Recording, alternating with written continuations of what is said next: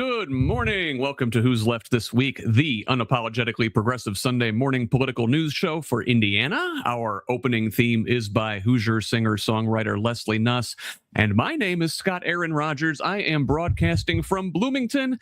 You know, just another crazy week in the news. Trump ratchets up the strongman routine in the wake of an alleged assassination attempt.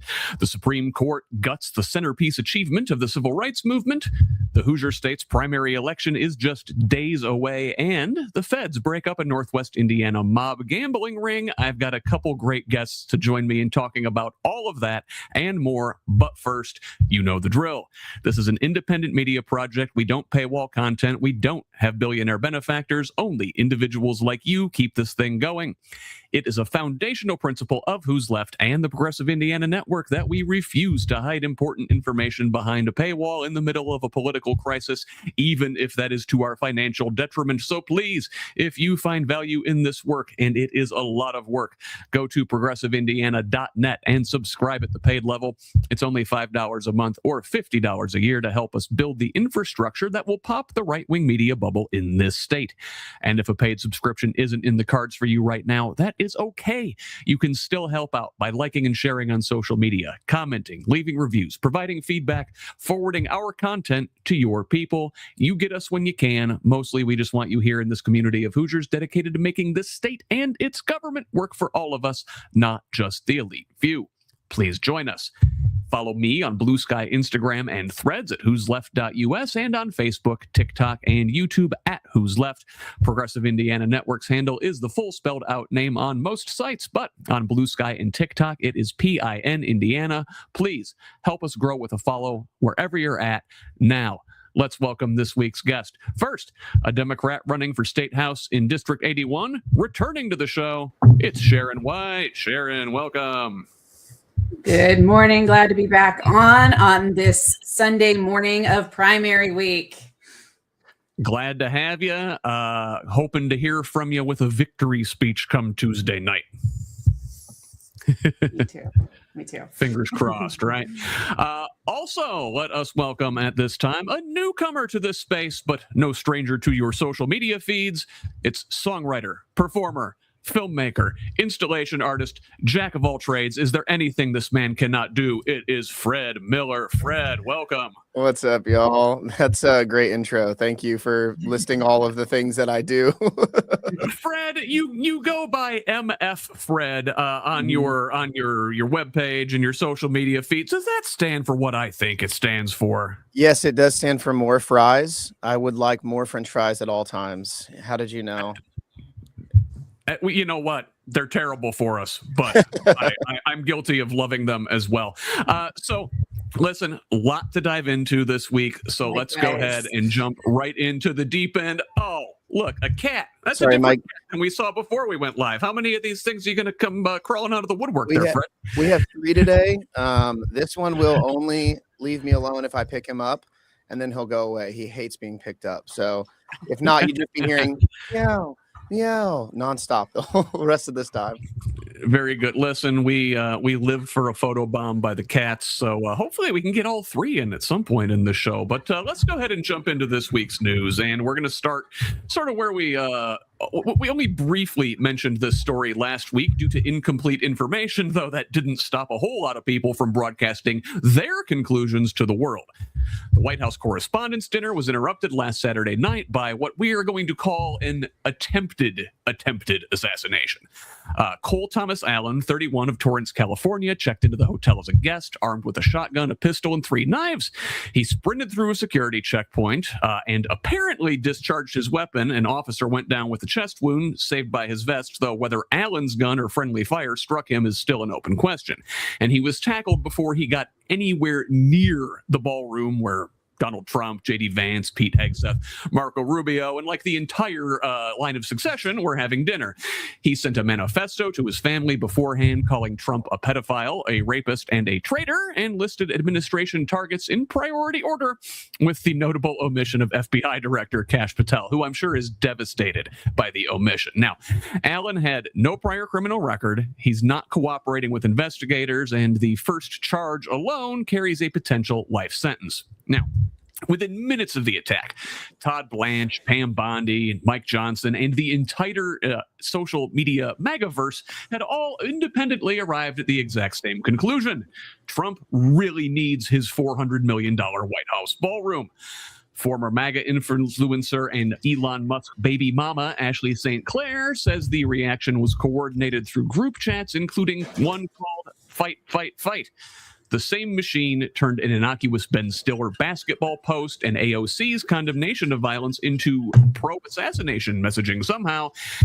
And on the other end of the political spectrum, by Sunday midday, 300,000 posts on X had declared the whole thing staged. This despite hundreds of professional journalists reporting from the scene in real time. University of Maryland researcher Jen Golbeck suggests this is not unusual. Conspiracy theories thrive not despite available information, but because of it. The flood of contradictory real-time updates pushes people toward simplified narratives.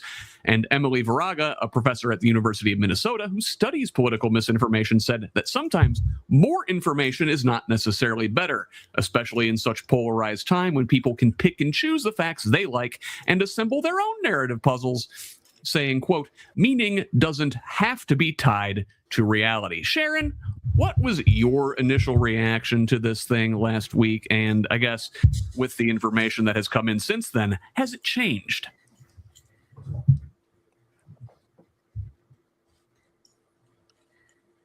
So my initial reaction, well, first, you and I were texting about my initial reaction pretty soon after it happened. But so I've seen some videos since, and one of the videos I have seen is that they were actually taking down the metal detectors, which just seems really interesting, that they were taking down the metal detectors while people were still in the ballroom. And my second take related to the need for a $400 million ballroom is that, you know, the thing is, this wasn't insecure. It was insecure because, at least based on things I've read, they didn't put security where it needed to be. This is also not a White House function. And because this is not a White House function, are they saying that if they want to have the White House Correspondents' Dinner, they will start having it at the actual White House? That seems like a kind of gross that seems like a way for journalism to start being more controlled by the White House than maybe it currently is. While at the same time, if they aren't going to allow it to happen at the White House, which I would argue that they shouldn't allow this at the White House, because again, separation of journalism and the people who are running the country, then that would mean that they'd be in the same place, because they've used the Hilton for decades for this particular event. So what's the argument here? We need to have a ballroom for an event that we're just never going to have at that ballroom? Doesn't make sense. And Fred, what about you? What did you think when this thing first happened? And have you changed your mind since? Oh man, I've worked for since I was a kid in big mega churches growing up around very intense security and fear and all of this stuff, and have done a lot of large events, festivals, music festivals, things like that. When I see something like this happen, I look at it as a security issue, that they have not done their job to understand where the entrances and exits are. I don't want to put myself on blast for breaking and entering in high school, but there was a lot of that when I was a kid. We'd see a door that was half open or cracked or didn't close all the way, someone left out of, and they put their shoe in the entrance so they can run out to their car, and it's very easy for anyone to sneak in. And I think no breaking, that's just entering. Yes, that's well, and in this case, this guy didn't do either one of those things. He was a hotel guest that had checked in the day before, and his luggage was not checked, and his information, they weren't checking people that were checking in to the hotel. And for this event, I'm just surprised that they didn't shut it down for 24 to 48 hours beforehand, and then let all the journalists that were coming from out of town come stay on site, that type of thing. That was the part where I was like, this isn't even this is a security issue because we see them taking down the metal detectors, but it's also a security issue because they weren't prepared ahead of time. Yeah, George Bush came to my elementary school when I was in high school, And I was like one of 5 people who didn't get to go because of security stuff, where they were just like, well, we have too many people here and this isn't going to happen. And, it was like for multiple days, the school was shut down until he showed up. And I'm like, there's no way that has changed. There's no way that they don't understand how security works. They have far more information. And I think there's probably somebody inside who is saying, we're not doing enough. We need to be doing more. And I don't know if they ran up against budget constraints or time or what it was, but I don't see this as like a solution for a ballroom. What I suspect, Fred, is that as they've done with much of the rest of the government, that the Trump administration has taken the Secret Service and purged all of the competent people in favor of loyal people. And, you should not assign to malice what can be explained by incompetence. And I think what we have here is that, for all the folks who went on social media in the hours after this thing with no information, saying staged, like, you're doing more harm than good, I think, because if everything becomes a conspiracy, then nothing is a conspiracy. And the real ones wind up getting buried. Like, for example, we're not even talking about Epstein this week. Mission accomplished. Now, I guess I want to go ahead and turn to the fallout from this thing, which is, I think, of far more consequence than the event itself. And, like I said, I don't think this thing was staged, but Donald Trump is, above all else, a performer. And like any seasoned improv artist, he knows the first rule. Yes, and yes, there was an attempted attack, and that's why I need my $400 million ballroom. Yes, the press corps huddled in fear alongside my people, and journalists are still the enemy of the state. The next day, Trump went on Ellison State News, CBS, for a cozy sit-down with Norah O'Donnell on 60 Minutes. O'Donnell had one moment of actual journalism. She read the shooter's manifesto into the record, the pedophile, rapist, traitor part, and Trump unprompted volunteered, I'm not a rapist, I'm not a pedophile. She hadn't said it was about him. He brought Epstein into the room himself, declaring himself totally exonerated, and then called O'Donnell a disgrace and called journalists horrible people. Still, she thanked him profusely for even deigning to grace them with his presence the night before. Now, the interview that aired was heavily edited.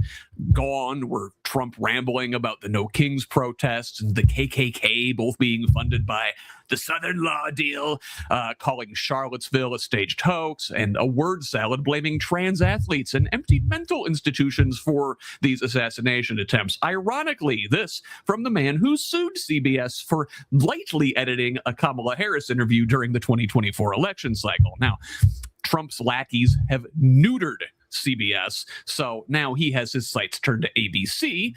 Jimmy Kimmel joking that Melania had a, quote, glow like an expectant widow in a mock correspondence dinner segment bit before any of this happened.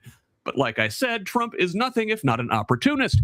He and Melania called for Kimmel's firing, and the FCC ordered Disney to file early license renewals on all 8 of its network-owned ABC stations, not due until 2028, citing DEI policies. That's their excuse anyway. The Democratic commissioner on the FCC called it the most egregious First Amendment violation in the agency's history.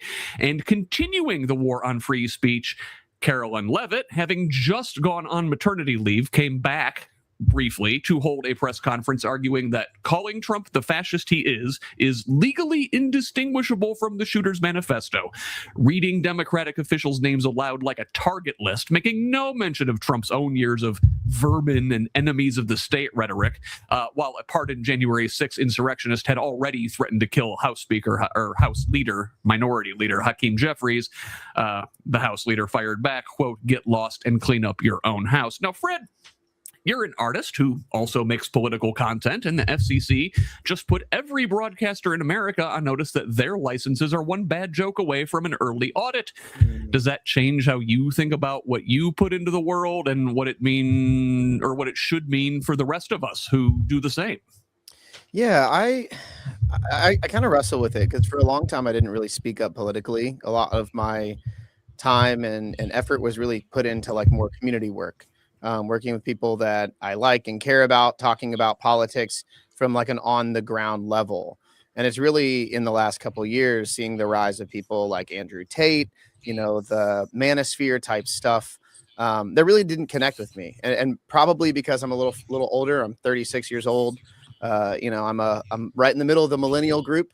But I realized like there was a need for more masculine male presenting people to like get up and speak and talk about things, as uncomfortable as it can be. And as there can always be like lashing back and all of that stuff, it still felt really valuable and still feels really valuable to me.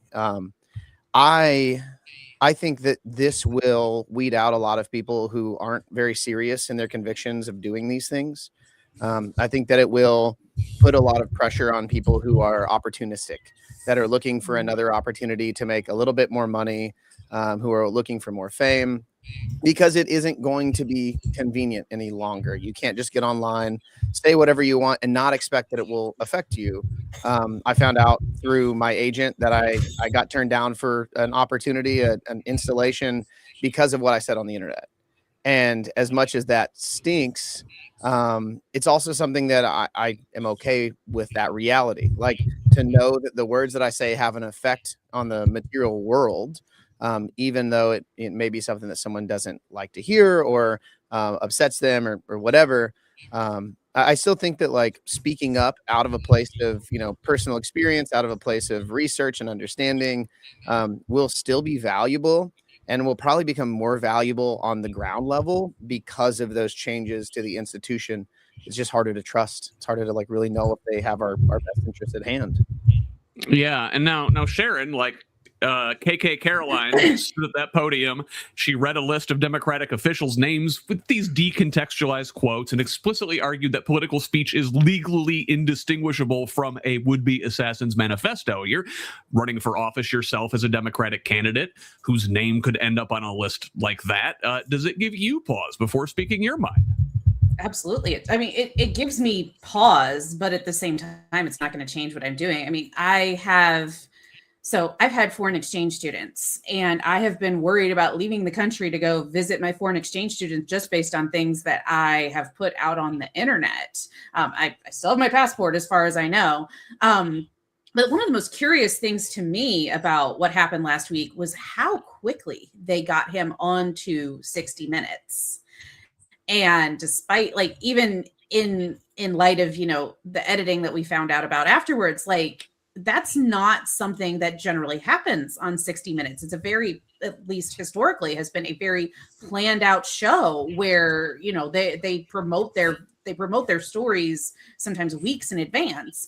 And so I feel like that added maybe to some of the conspiracy that we were hearing, because they got him on to talk about it. And then, he got it, and maybe he was being promoted. I don't know. I haven't been watching a lot of CBS, which used to be my favorite network.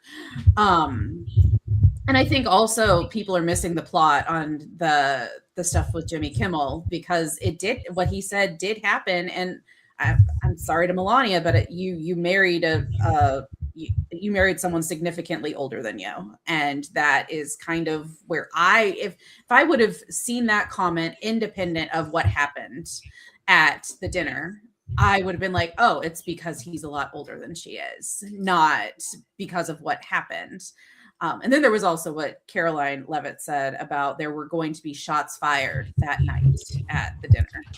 That's like the one thing that everybody is like latched onto, is like, oh, it's a conspiracy. Like, I mean, it's a common phrase. I don't know. It's the whole thing just is grasping at straws. Well, especially coming from the right. At straws. Their people are grasping at straws. Like, I don't know, man. Let's find out. Now, I don't trust this administration to give us accurate information, but that doesn't mean that it's a conspiracy. Yeah, I mean, violent rhetoric has been in play for a while. Like using something like shots fired at an event like that, where they are taking shots at journalists, professionally, maybe not physically, hopefully. But yeah, I mean, it's like, it's in line with all of it. It gives them a reason to, create more chaos, create more conspiracy. I mean, they rode the wave of conspiracy to the White House. That's very true. It has worked really well. It's a very good strategy if you don't have a lot of moral fortitude. Well, and going back a little go bit, ahead, Sharon, really quick, and then I got to move on. Yeah. Going back to what we're talking about previously, I don't think it's a conspiracy, but I do think they had prior knowledge that maybe made them drop the security just a little bit based on some of the things that I've seen in the days since. I don't know. I'm still going to go with do not assign to malice what you can assign to incompetence. But let's talk about, this opportunist administration, and their strongman routine extends beyond the media. Right now, some of what they've done is just merely tacky. Right, Trump's face and gold signature are now going to be on a limited edition passport for the 250th anniversary. The State Department couldn't confirm whether a sitting president has ever appeared on the passport before, but Fox News could because they had the exclusive before the announcement. His name or face now appears on dollar bills, gold coins, national park passes, federal agency banners, the Kennedy Center, the Institute of Peace, battleships, a prescription drug website, and baby investment accounts. It's Banana Republic shit, but mostly harmless, right? Less harmless is this. An AP review found that the Trump administration violated court orders in at least 31 lawsuits in just 15 months, roughly 1 in 8 cases where courts blocked its actions, plus over 250 violations in individual immigration cases. Prior administration averaged like a few violations per term. Also bad. Higher courts have sided with the administration in nearly half those cases, which Justice Sonia Sotomayor in dissent called exactly what it is: rewarding noncompliance until noncompliance becomes the norm. Now, here's one they'll probably follow, though. The Fifth Circuit this week blocked mifepristone from being mailed or prescribed via telemedicine, requiring in-person dispensing only. Mail-order mifepristone had become the primary workaround for abortion access since Dobbs in every state, including states where abortion remains legal. The Supreme Court unanimously preserved access back in 2024, but punted on the core issue, and now we're headed back there for an emergency appeal. Now, meanwhile, Trump's DOJ indicted James Comey, the former FBI director, for the second time over a beach photo of seashells that spelled out 8647. Legal experts call it an almost certain loser. Like I said, this is the second time the regime has indicted Comey. The first was thrown out because the prosecutor was improperly appointed. Now, perhaps the most concerning development is that despite all of this authoritarian behavior we just documented, 42 House Democrats this week helped Republicans pass a clean FISA Section 702 extension, a 3-year blank check for warrantless surveillance of Americans' communications, the same authority that has already been used to spy on Black Lives Matter protesters, members of Congress, journalists, and campaign donors. 22 Republicans voted against it, 42 Democrats for it, providing the margin. Democratic leadership didn't even whip against it, and one of those 42 was Indiana's own 1st Congressional District Representative Frank Mervan. Sharon, I sort of wanted to wedge this one in here, even though it doesn't necessarily fit, but it is part of the long-term overall authoritarian capture of our court system. You know, the Fifth Circuit just blocked the mail order mifepristone nationwide, pending appeal, obviously, but Indiana women are already living under a near total ban, and getting this necessary drug has been a lifeline. How devastating will it be if this thing actually takes effect? I think it will be immensely devastating. As a woman who specifically got a hysterectomy as a result of the overturn of Roe versus Wade out of fears for my own personal medical health, it is absolutely just horrifying to me that this has been that this is even still a conversation, and that I can't even put into words how much of a frustration this one is, because it just flies in the face of the freedom that every woman who has been born since Roe versus Wade was put into law. Like we just haven't had freedom since 2022. And it is incredibly frustrating to know that the government is so involved in our bodies. Yeah, matter of time before they're like checking our mail, right? I mean, that's part of Project 2025. They literally want to do that. It's like the Comstock Act from 1867 or something. It's insane. Fred, to that effect, we've just spent several minutes sort of detailing a litany of strongman maneuvers, and one of our own Democratic Congressman, Frank Mervan, just voted with the administration to give them permission to spy on Americans. Dissenters, perhaps even us, with Democrats like these, who even needs Republicans? Yeah. I mean, it feels, when I saw that list, I was like, please tell me no one from Indiana voted for this as a Democrat. And to see Frank Mervan, I mean, I don't know a lot about his politics. I haven't done a lot of research just as I'm not in that area. It bums me out a little bit, especially where we are right now. I think what's really hard for me is like, I guess like, so I grew up in Southern Indiana, pretty poor. My dad was a veteran, had schizophrenia. My mom, like dealt with the abuse that came from that. Our family did. And to see how, unwanted pregnancies, lack of abortion access really just leads to like more abuse for children, leads to more violence in the household, leads to women being stuck in relationships longer than they need to and risking their lives. We were really lucky to like avoid being killed by my dad at one point. He had a mental breakdown. The police showed up before he was able to get the gun out of the car. And to look at the way that we have continued to push forward these ideas that like, well, we want a good, healthy family, but we're not going to allow women the power over their bodies to help keep themselves safe, to keep their families safe, to make decisions when they have been raped or coerced into sex.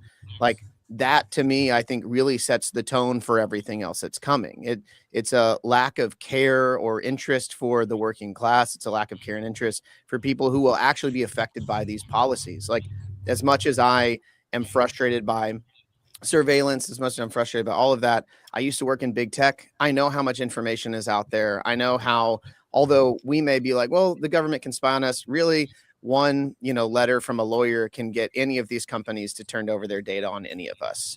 The government doesn't really need to have all of these laws in place while we allow businesses to spy on us and get that information. It creates, I think, overall, just a really big, I hate to use the word like chilling effect on free speech, but it really does. It really creates a not only that, it creates an effect on the economy. It creates an effect on households, on safety in our communities. And for me, it's like, this is a way to divide and separate each of us on the ground floor to, argue with our neighbor because he's rolling coal or because she got an abortion or whatever it is, rather than realizing like, we are being manipulated and pitted against each other, even though we share the same water and air and all of that stuff. I'll tell you what, Fred, I'm glad you brought up the abuse dynamic. I'm not glad you had to relay a first person story about it, because that means, you felt that in your life, and I'm sorry you had to go through that. But like the dynamic in families and interpersonal relationships is the same as it is at scale in a government level. Like authoritarianism, fascism is abuse. You've got that like abusive father figure, and that chilling effect is the same as shut up or dad's gonna hit you, right? Mm-hmm. It's the same thing, and I'm sorry, and it sucks, and we're all that scared kid right now, it seems like. Unfortunately, it's a symptom of the bigger reality, which is really tough. Like we can't solve the problem at the root, so we have to deal with the symptoms, and that's hard. Let's talk about another dysfunctional family here really quick, who actually showed out well this time, ironically. So, with all of everything we just talked about in the background and Trump doing his king shit, the actual king, Charles and Queen Camilla of the UK, visited the United States this week. So the same week in which the White House posted a photo of Trump and Charles captioned "Two Kings," the same week Trump told 60 Minutes, "I'm not a king," and blamed the No Kings protesters for inspiring following the attempted shooter, Charles addressed a joint session of Congress. And here, the irony is so thick, you could spread it on toast if the British hadn't already put baked beans there. Ugh. The actual king, the one with the crowns and the castles and the whole deal, stood before Congress and delivered a pointed, elegant defense of separation of powers, an independent judiciary, and checks and balances, drawing a standing ovation from both parties. He cited the Magna Carta, which the U.S. Supreme Court has referenced 160 times as the foundation of the principle that executive power has limits, while the man, his own White House, just called an American king, was busy ignoring court orders at a rate no prior administration has matched. Standing feet from Vice President J.D. Vance, who has questioned support for our beleaguered ally, Charles called for unyielding resolve on Ukraine and announced Britain's biggest sustained defense spending increase since the Cold War. He praised NATO as essential to transatlantic security. Not once was Trump mentioned by name in the King's speech. He didn't need to. A certain understated British flair, our little gold-plated tyrant, couldn't manage to save his own life. Now, Sharon, you guys are both a little bit younger than I am, but Charles was a punchline most of my life. Yet here he was playing the situation expertly. The whole thing feels surreal. Why are we cheering for the royals? This is America, damn it.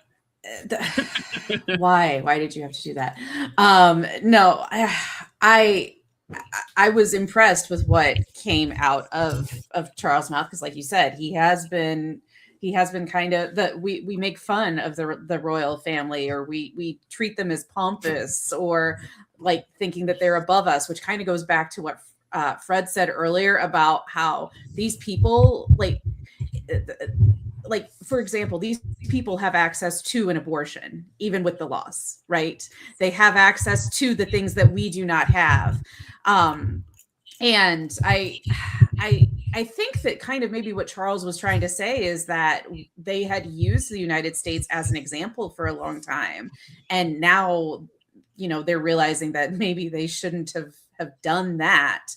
And I want to go back to what you said about the contradiction here between Donald Trump calling himself a king in one breath and telling people he's not a king in the same breath, within 48 hours of one another. It's insane. Does he think people aren't paying attention? Does he not care? Who's he actually talking to? Who is he actually talking to? Because it doesn't seem like it's necessarily us. But I will say that as a millennial woman, I was pretty excited to see that we had the royals here in the United States, first time since 2008, that we had the sitting royal member in the country. So that was kind of cool. Fred, I'll say the same thing I said to Sharon. This is America, damn it. I thought we got rid of these people. There was a little war about it. And yet here we are, the king, the actual king, is lecturing us rather effectively, I might add, on the separation of powers, on the limits of absolute authority. To quote a certain member of the British Commonwealth, a Canadian, Alanis Morissette, isn't it ironic? Don't you think? It is really funny. I honestly don't keep up with the royals. I don't like power that just exists for its own sake. I lean much more towards the mindset of hey, the reason why the royals exist is because at some point there was deep inequality. They have found a way to hold on to that inequality through, centuries at this point, almost 1,000 years. Well, I don't know, maybe back to the 13 or 1400s. I don't follow enough of the history recently. Some watery tart threw a sword at somebody, and yeah. I've been to London a bunch of times, and I've had conversations with people about America, and they're like, "Oh yeah, your country's 250 years old. The pub we're in right now is 500." So I think it's very interesting that he's came over here with his big fingers and wanted to waggle them at us and give us some advice. But it feels really, I just don't want to listen. And maybe this is my own problem, but I just don't really care to listen to people who have that deep degree of separation from the common people that they're trying to represent or trying to talk to. It feels nice, but it just feels like more rhetoric to try and keep himself in the good graces of what's happening in Europe, which is a counterpoint to what's happening in the US right now. I'm glad you brought that up, and let's use that as a way to turn the page here, because, like you said, Charles, he largely avoided the subject of Iran during this visit. Notably, given that Britain is a NATO ally with a significant interest in the Persian Gulf, and, the war has opened a real rift between the United States and its European partners. That rift got more concrete this week when Secretary of Defense Drinky Pete Hegseth ordered the withdrawal of 5,000 American troops from Germany. Not the result of any strategic review, mind you, the result of an impulsive Trump social media post, and widely understood as retaliation against European allies for their limited enthusiasm for a war they didn't ask for and didn't sign up to fight. Now, the war itself, in which a tenuous ceasefire seems to be holding while the sides have reached a stalemate, we ended last week with Trump canceling his envoy's trip to Pakistan for negotiations. Iran responded by submitting a formal proposal to reopen the strait, end the war, lift the blockade, with nuclear talks to come later. Secretary of State Marco Rubio immediately declared the conditions insufficient, and Trump said Friday he was still not satisfied. Then Iran submitted a 14-point counter proposal through Pakistani mediators, which the president says he's currently reviewing, while leaving the door open to resuming strikes if Iran, quote, misbehaves. Now, back to old Drinky Pete. He spent the week getting grilled on Capitol Hill. $25 billion spent on this war in his estimation. 13 Americans killed, 400 injured. The strait still closed. Iran still has nuclear enrichment. The economic costs, which we'll talk about shortly, continue to pile up. The lawmakers think the real cost of the war itself is closer to $100 billion. But Hegseth called congressional critics, quote, the biggest adversary we face. And to avoid seeking the congressional authorization the War Powers Resolution requires, the administration declared the war, quote, terminated, arguing the ceasefire paused the 60-day clock. Senator Tim Kaine's response is that the statute does not support this. Maine Republican Susan Collins called for an end to the military action, saying, quote, that deadline is not a suggestion, it is a requirement, demanding a clear mission and defined exit strategy. One hawkish think tank advisor's workaround, just declare a new operation called Epic Passage, focused on reopening the strait, which would reset the 60-day clock entirely. Sharon, listen, Congress might be corrupt, but they're not stupid. You can just declare the war paused and give the mission a new name every 60 days and go on like this forever? Like, that's the kind of workaround a 6-year-old would come up with. Like, what's next? Epic Fury 2 Electric Boogaloo? Oh, that name was something, Scott. I like the Electric Boogaloo. Anytime you add that, I'm happy. I approve. I vote for this war now. I changed my mind. Gosh. Oh, man. You can't say that you terminated something and then the language surrounding this is just absolutely illogical. Like, I can't follow what is being proposed anymore. It is absolutely fascinating to me that we are now using Pakistan as mediators, given our prior history with Pakistan and how we've engaged with them in the past. And then we have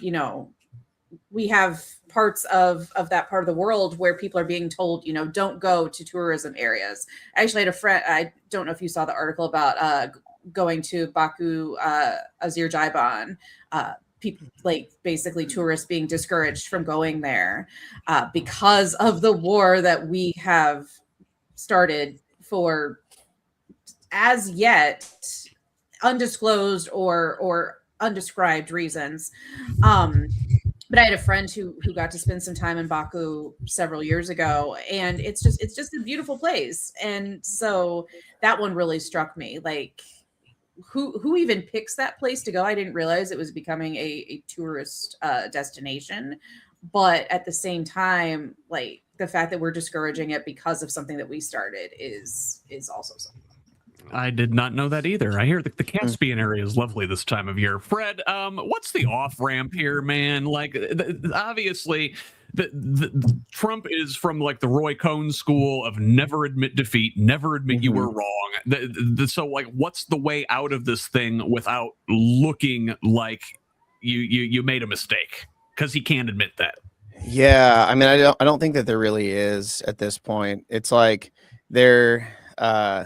I don't know, like there's a story in the Bible where Jesus heals a blind man of his blindness, and he goes, walking out of the temple or something. The Pharisees see him and they're like, "What the hell were you doing, my dude? You're not allowed to do that. It's the Sabbath.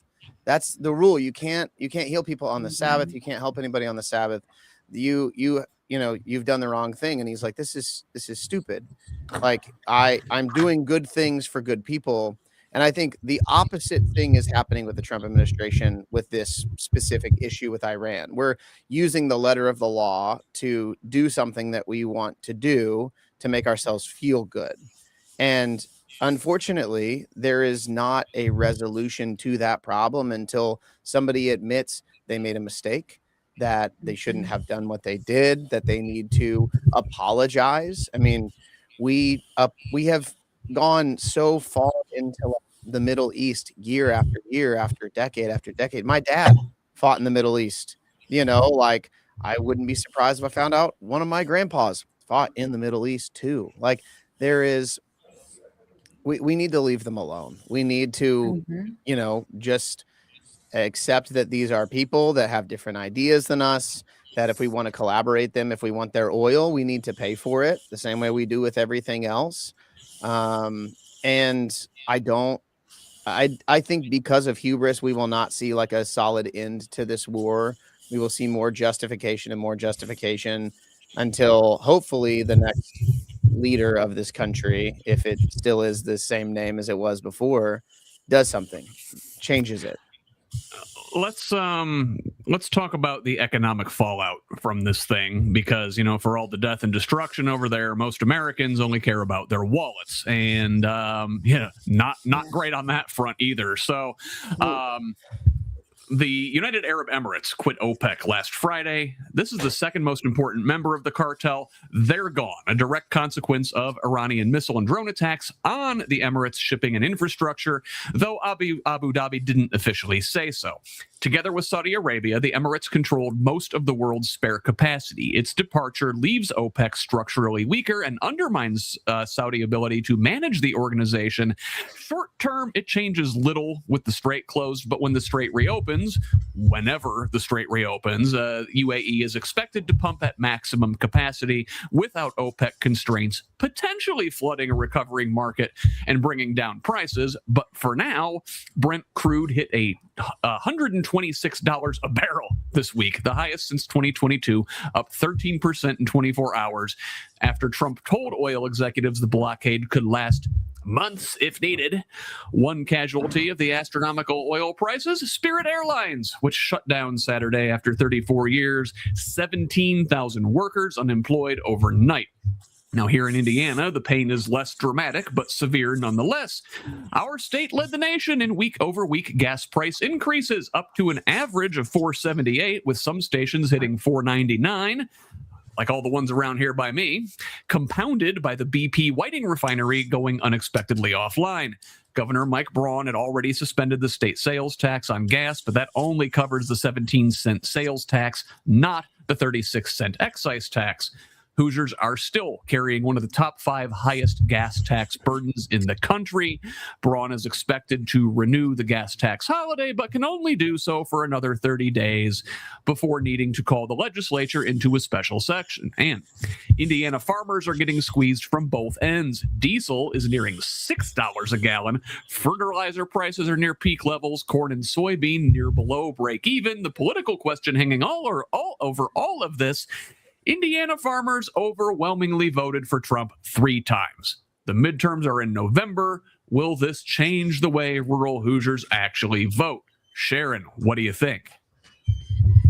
I mean, I hope so, of course. I feel like we definitely need something. Something's got to give here. I have been struggling to remember what happened in 2022 that made gas prices spike. I probably should have researched that before I hopped on here. But the fact that it is now $5. Yeah. Yes. The fact that it is now $5 basically in the entire state, in one of the states that has one of the highest taxes, which is a whole different issue. The fact that it is at the pricing that it is at, like I was looking in Chicago, so that's where my sister lives. And I'm like, we're almost at Chicago prices. This is not supposed to happen throughout the bulk of Indiana. Like maybe occasionally as you're crossing 80-90 into Illinois, you might see those types of numbers, but not in Indianapolis, not in Fort Wayne, not down in Bloomington. And the fact that like that is probably the good that all of us consistently have to purchase, especially in Indiana, because we don't have good public transportation infrastructure. It's impacting every single Hoosier's wallet, and they should be paying attention to the facts that they are doing that. And so I hope it changes how people vote in November, because otherwise, what are we doing? Yeah. Fred, what do you think? I think it really only changes how people vote if there's a better message and like a reliable person to go to. Because if the only option that you have in most of these counties, most of these districts is another, like, I don't know, other Republican, this one's vanilla and this one's vanilla plus. It's like, okay, great.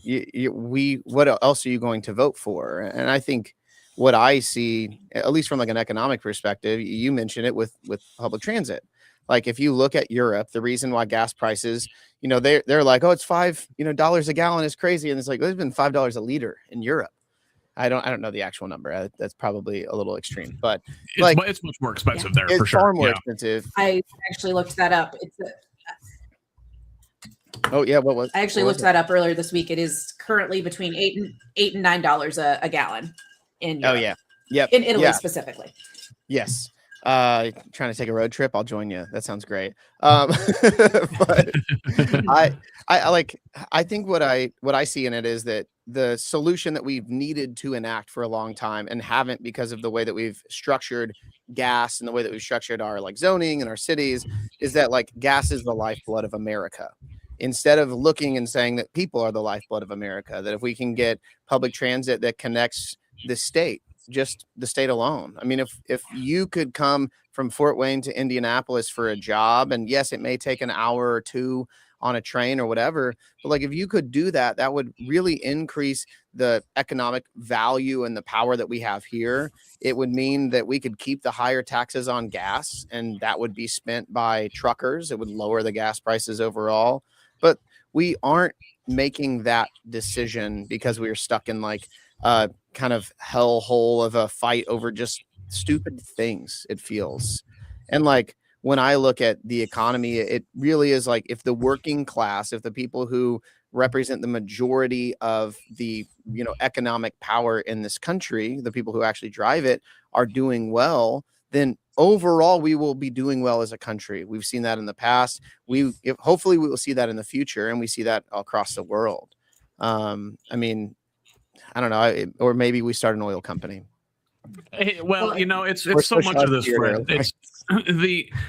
It's money in politics. It's the oil cartel in our country owns, the Republican Party for sure, and they've got their tentacles into the Democrats. You got the auto industry. I mean, like the incentives for our elected leaders to actually do something about the root of the problem, is washed away by all of this cash that they need to keep running for re-election.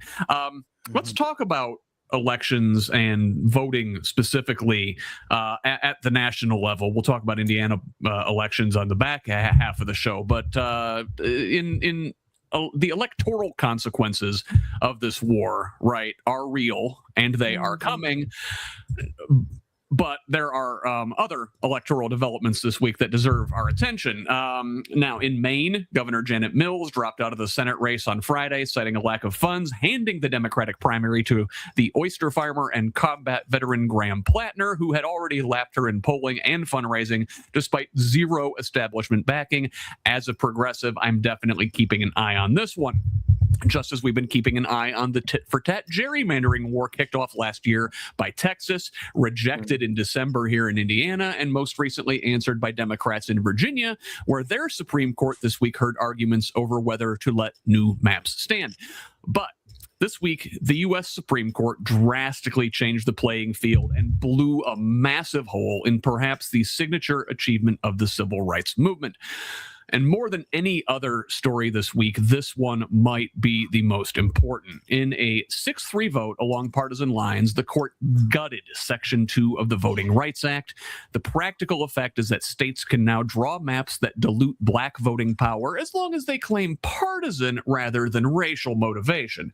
Justice Elena Kagan, in a powerful dissent, said Section 2 is now, quote, all but a dead letter, and warned that majority black districts across the South, quote, exist only on sufferance and probably not for long. And disempowering black voters has been Chief Justice John Roberts' wet dream for decades. He was the primary architect of the Reagan administration's opposition to the Voting Rights Act's effects test in 1982, writing the talking points, scripting Reagan's statements, driving the policy fight, and then told Congress at his 2005 confirmation hearing that he was merely, quote, a 26-year-old staff lawyer following orders. This quota system framing in this week's majority opinion is lifted almost verbatim from Roberts' 1982 memos. This is a 40-plus year project led by the same person, finally finished to completion, and the ink wasn't even dry before southern states started moving. Now, Florida already had its maps ready. The legislature there passed them the same day as the ruling, designed to flip up to 4 Democratic-leaning seats. Louisiana suspended its May 16th House primaries with early voting days away and ballots already mailed to overseas voters, so the legislature can redraw the map and eliminate a majority black district first. Alabama called a special session for May 4th. Mississippi, Georgia, South Carolina, and Tennessee are all plotting their next moves. UCLA election law professor Richard Hazen called Louisiana's move, quote, naked partisanship, then noted that under this Supreme Court, naked partisanship is actually more of a defense than an indictment. The court ruled explicit racial gerrymandering illegal, but partisan gerrymandering is just fine. Sharon, I don't know if I'm more angry or sad in the wake of this ruling. What about you? Yeah, that's been the emotions this week, for sure, related to this particular thing. And then to find out that it has been really a pet project of one of our Supreme Court justices who are supposed to be unbiased, theoretically. Just balls and strikes, Sharon. Just balls and strikes. But the fact that, like, this has been, it makes you really wonder how long all of this has been a plan and for why. Why has this been a plan and I'm not just talking about I'm going conspiracy theory a little bit on you a little bit here, but this really highlights that there has been something going on in the dark places of America for decades. And the question is, why? What is the point? Why are they trying to hurt people so much when they're doing these things? And who does it ultimately benefit? And it's incredibly frustrating, especially when also in the midst of all this, people have been given rights. They've lived with those rights for decades. And now again, we are losing those rights. And it makes me in some ways really glad that we went through our redistricting effort so much earlier in the year. Because now ours is set. Our election is Tuesday. And so we're not going to be subject to some of this. I don't even have the right word. Horse hockey, malarkey. Malarkey, right. Yes. At the same level. But I wish more people realized how it's all connected. It is all connected, and it doesn't necessarily matter that Virginia did what they did and Louisiana can do what they did. Ultimately, it comes down to the fact that we are all going to be impacted by it. And well, listen, it's still it's all connected back to the founding of this country, and we've still yet to fully reconcile our racist history. This ruling is pure racism, couched in like race neutral language, right? They used the 15th Amendment against itself to disenfranchise black voters here today. They're saying they basically claimed reverse discrimination, that these districts drawn to give black folks even kind of equal representation in the South were somehow discriminatory against white folks. It's insane. And Fred, I guess, listen, the only way we're going to rectify this, I think, is to reform the Supreme Court entirely, do something drastic about it. I'd eliminate the whole thing entirely if it was up to me. But I guess for now, let's take them at their word and say, okay, well, we can't do racial gerrymandering. We can only do partisan gerrymandering. It isn't the thing to do than to just ban all forms of gerrymandering nationwide. Yeah, I mean, I think that's the solution at the end of the day. I mean, we've been needing election reform for, centuries, for a very, very, very long time, especially as technology has progressed. I'm a big fan of, do you know who Lawrence Lessig is? Yes. Yeah, he wrote a book called They Don't Represent Us. That's about elections, about representation, about the problems with the way that we do the first past the poll type election, or first past the post. I can never remember if it's poll or post. Yeah. Is it post? Post. Yes. There we go. I always think like post office. I was like, are they racing past the post office? That's funny. Mm-hmm. But I think that we've been needing election reform for a really long time. This is unfortunately like the long history of our country has been fighting over, do we allow more people to represent themselves and deal with the reality that like it will be less unequal, that there will be I think the average person wants more equality of opportunity, more equality of access. They are okay with some people being wealthy and having more, but they are not okay with everyone else having less as a result. And I think that voting has just continued down this path of the people versus the elites. And I think we're just in that pendulum swing of the elites have more power and they're doing what they can on the voting side, like they have historically. What was it? We made you a democracy if you can keep it, and we are not keeping it very well. Sharon, I guess I want to get your final thoughts on this particular story before we turn the corner and move on to the Indiana half of our show. I mean, I think Fred said it very, very well, that they made us a democracy if we could keep it. And we have followed the path that so many civilizations have followed, that has been written about, where we have allowed the proletariat to take over and, the working class. And we have to find a way to get back to the working class being the ones that are in charge. And we never were. I guess they only let us have a taste. They certainly this really puts a damper on the long arc of history argument. I think folks our age were sort of taught that the history was a sort of linear progression, and America was always moving up and moving toward more equality and more fairness. And this, like you mentioned, Fred, sort of it shows the cyclical nature of things, and that we come in cycles, and there are times when the elites dominate more and the wealthy dominate more. And we are, I think, nearing the critical point in one of these cycles where it can go one way or the other. And this, over these next few years, is going to be a real critical period in determining the direction of our country and the world, for that matter, going forward. I mean, listen, who's going to be in charge as we put the things in place to fight or not climate change over the next 4 generations? We'll talk about that a little bit here at the end of the show as well. But for now, let us turn the corner and move to the intersection of these U.S. and international stories where they intersect with our state, segment that I like to call the Crossroads. Now, this week, the U.S. Department of Agriculture confirmed that Indianapolis will become one of 5 national hubs for the new Food and Nutrition Administration, relocating SNAP program offices from Washington. Senator Jim Banks and Governor Mike Braun are both falling over each other to claim credit for landing this move. And now here's the irony. The House just passed a farm bill that locks in the $187 billion in SNAP cuts already made by last year's One Big Beautiful Bill.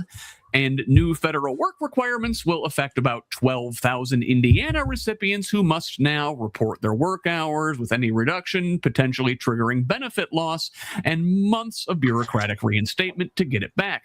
A Hamilton Project analysis found stricter work requirements reduce SNAP participation more than they increase employment, meaning they don't get people jobs, they just get people off food assistance.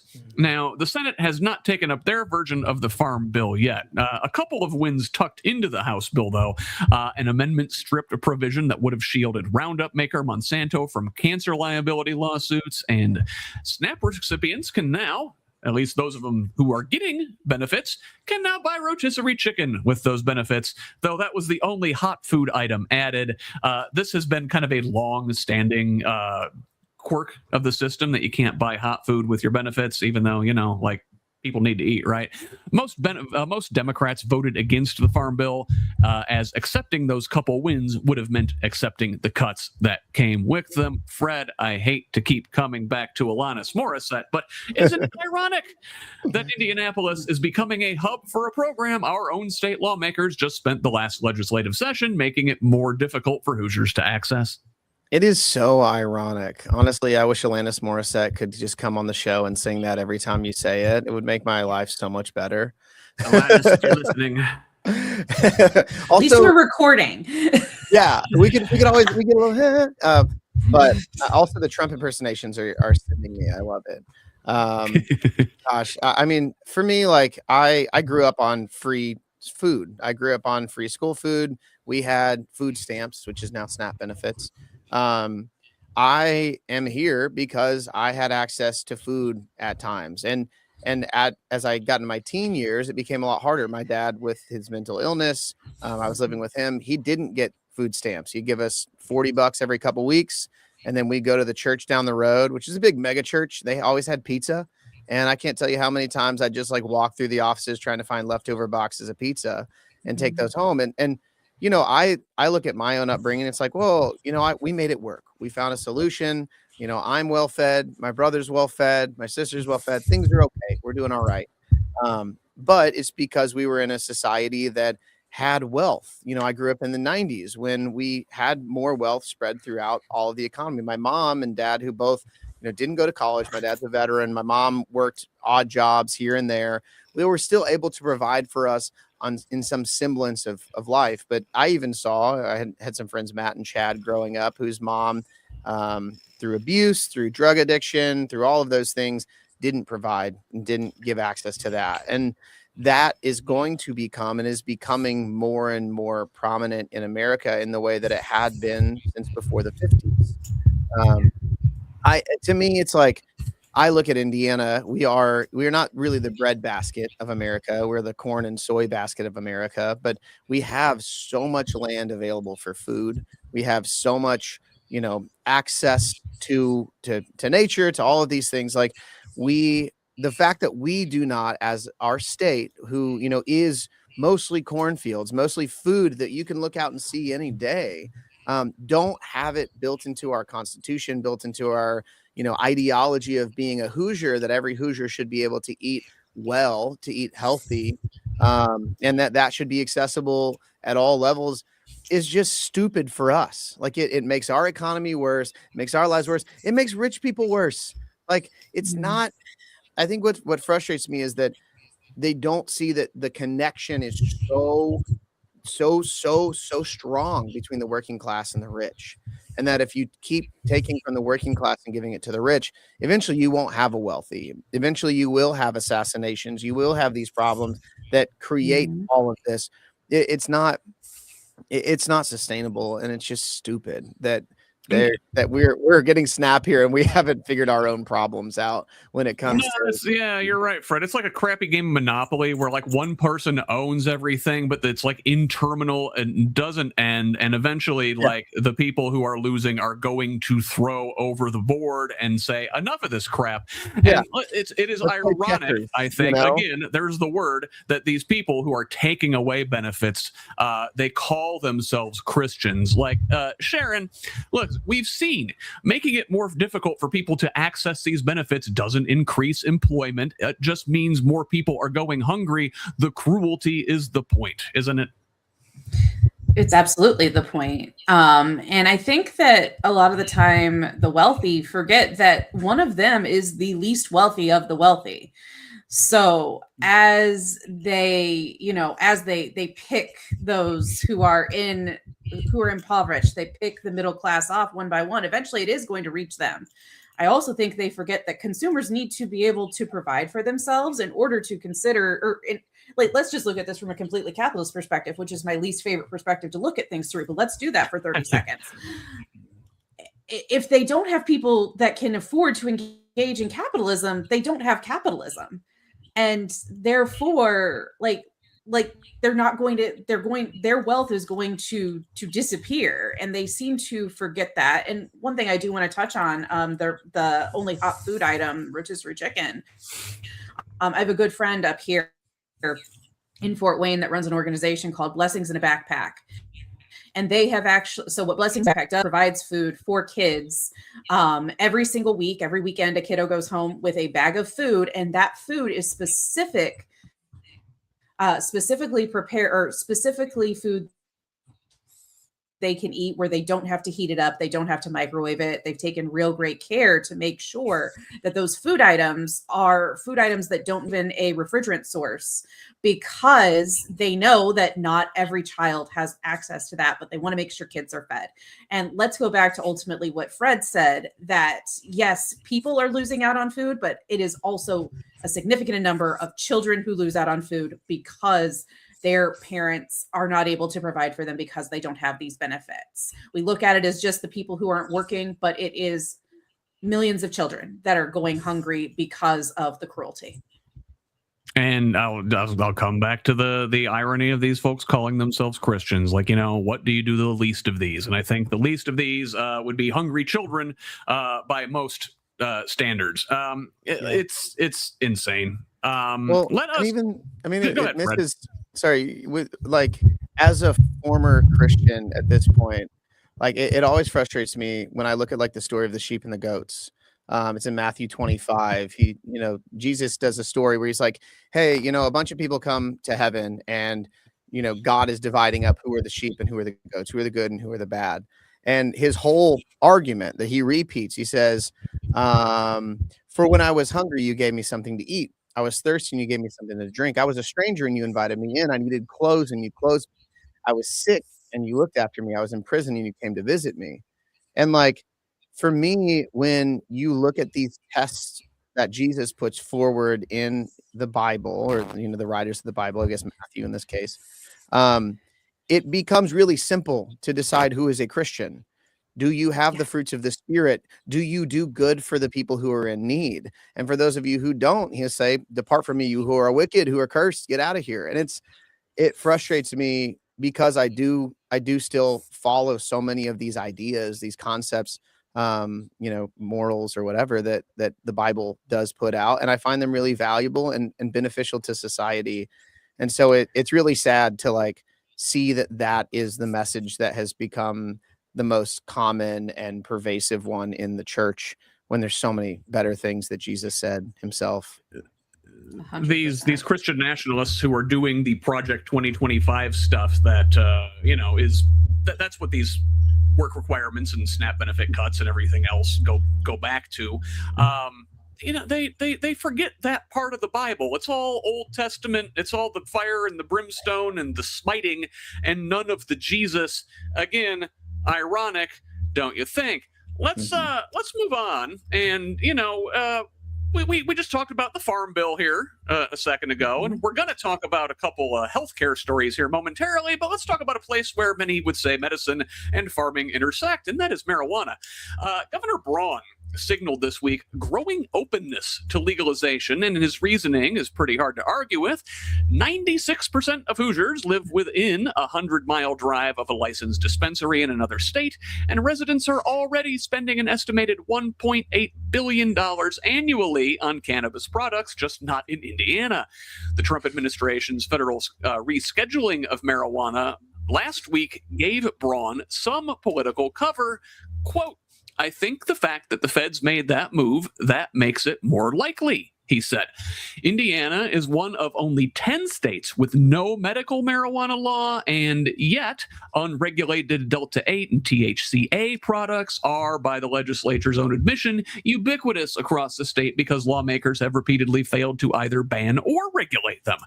A new RAND study estimates legalization could generate $180 million in tax revenue a year by year 5, while Indiana currently spends $10 to $20 million a year just on enforcement. So I don't know, I'm no math major, but that sounds like about $200 million the state could recoup and use toward other things. Sharon, is Indiana finally getting with the times?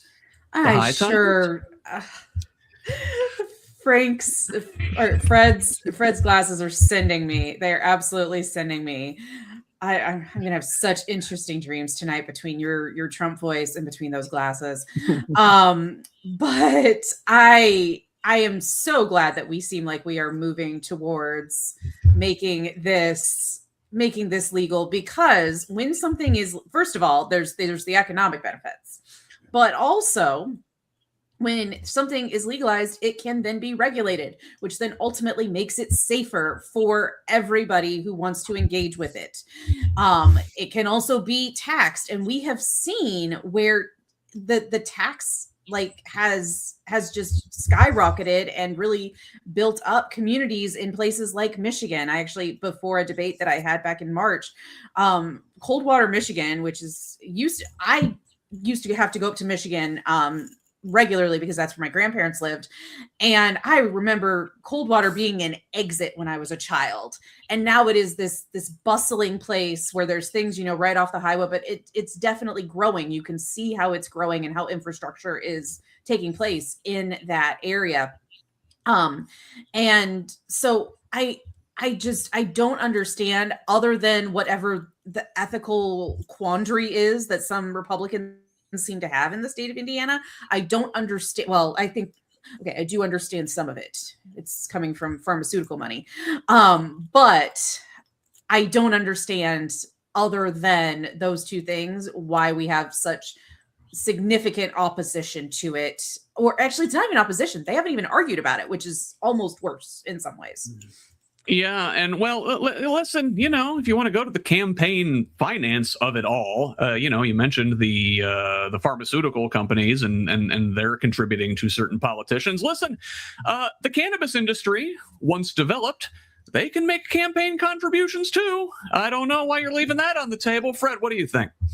I really want the sound effect, the smoke weed every day sound effect, but I don't have the soundboard set up right now. Because I would just do that if I could. But I think cannabis is a great plant. I think it's very valuable. I used to have nerve damage. I got an infection, and I didn't get the right medication. They just gave me the wrong dose, and it turned into nerve damage as a result. The infection came back. It was in my hip, and sitting down kind of sucked. And so when I was traveling for work, I was out in Colorado, I was in LA. I had a couple clients like MedMen who, are dispensaries out there. And they were like, "Hey, you look really uncomfortable sitting for a long time in this meeting. At the end of the meeting, have you ever tried weed? Have you ever tried this for your body?" And I was like, "Oh, I smoked once in high school, when I was 18, and I'm a good kid. I'm not going to do that again." And I remember, having an edible from one of these guys when I got back to my hotel room, and I felt great. my body didn't hurt as much. It really solved a lot of those problems. And then I started finding a dose of some CBD, whatever the little balances are that help some of that inflation or that nerve damage become less acute and painful. And it really helped me. It really helped me be able to get through work. I was traveling a lot. I was in meetings. It was really painful and it was hard to focus. And, a little bit of CBD or, THC gummy at the end of the night was really beneficial. There's a lot of people and there's a lot of ways to get high here in Indiana right now. If we went 5 minutes down the road from my house, we could go to 2, 3, 4 different places that we could smoke a THC dab derived from hemp, and we could get really high and talk about politics. I don't know. I think obviously the economic value is there. What I feel like has not, I think the reason why we are waiting so long for this to be resolved is because there hasn't been a major player, a very big institution, what is the cigarette companies, Marlboro. We don't have like one of those companies. And I think Indiana has a fear of independence. We don't want the small businesses to actually run themselves. We don't want that economic power. We want to have control at the top level to decide what happens. Obviously Purdue Pharma is about to disappear and become something totally different, which is fantastic. Eli Lilly's still in town. I do think that those will have and do have an impact, but I really truly believe that like we as legislators have a fear of our citizens actually being self-empowered and being able to solve their own economic problems and their community's economic problems. Hopefully that changes.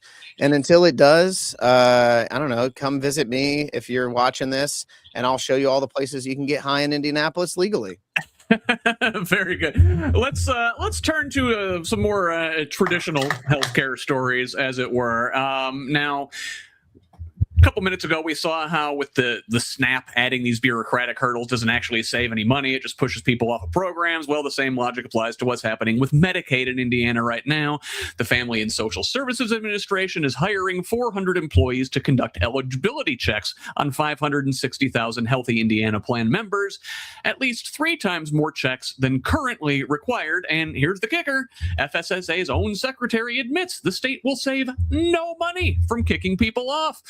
Work requirements take effect January 1st, 2027, requiring 80 hours of monthly work, school, job training, or volunteering. And the one big beautiful bill just shifted SNAP administrative costs from 50% to 75% state funded, hitting Indiana's budget for an unexpected $37 million in fiscal year 2027, rising to $50 million after that. So Indiana is spending more to administer a program in order to cut people without saving anything. And while that's happening, Indiana is also shutting down its Special Population Support Program on June 30th of this year, eliminating HIV testing and outreach in addiction treatment settings that conducted 4,575 tests in 2024 alone, because of a $6.7 million drop in federal funding. Gee, that weed money might be able to make up for that. The program targets people with substance use disorders, the unhoused, and the incarcerated populations likely to seek testing in traditional medical settings. The state says HIV treatment won't be affected. Public health experts are uniform that testing is the entry point to treatment. No testing, no diagnosis, no diagnosis, no treatment. Sharon, one of your primary campaign issues is healthcare access. When the state's own secretary admits the Medicaid monitoring saves no money, what's it actually for? Again, is this the cruelty being the point? Yeah, I think it absolutely is. You put a quote in the show rundown, and I'm sorry to reference the show rundown, but I'm gonna, where an individual was quoted as saying, it is the recipient's responsibility basically to keep yourself eligible, but they make the process so flippin' difficult. So even with normal insurance, it is absolutely insane to to walk through all the hoops that you have to walk through. That's with regular insurance. You bring the government into it, it's even worse. And so we put, if we're going to put the responsibility back on the patient, then we have to be sure that those processes make sense. They don't take a lot of time to walk through. They don't take a lot of mental energy to walk through. And that we have people, if we're going to hire people that are doing these checks, they have to be trained in how to walk people through to make sure that if they are eligible, they stay eligible.